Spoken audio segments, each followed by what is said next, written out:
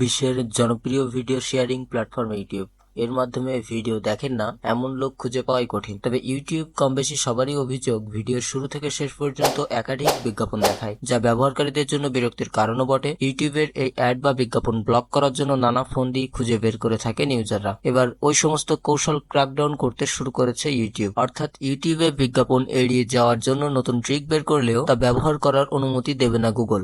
আর এই নিয়েই চটেছেন ইউজাররা। বর্তমান সময়ে ইউটিউব সবার জন্য বিনামূল্য, কিন্তু সেই পরিষেবা পেতে গিয়ে অসংখ্য বিজ্ঞাপনের সম্মুখীন হতে হয় ব্যবহারকারীদের, যা এড়াতে চাইলেও সম্ভব হয় না। কেউ যদি সেই বিজ্ঞাপন বন্ধ করতে চান তাহলে তাকে মোটা টাকা দিয়ে ইউটিউব প্রিমিয়াম সাবস্ক্রিপশন কিনতে হয়। বর্তমানে ইউটিউব প্রিমিয়ামের জন্য 139 টাকা থেকে শুরু করে 1 বছরের সাবস্ক্রিপশন 1290 টাকা পর্যন্ত এবং মাসের 400 টাকা।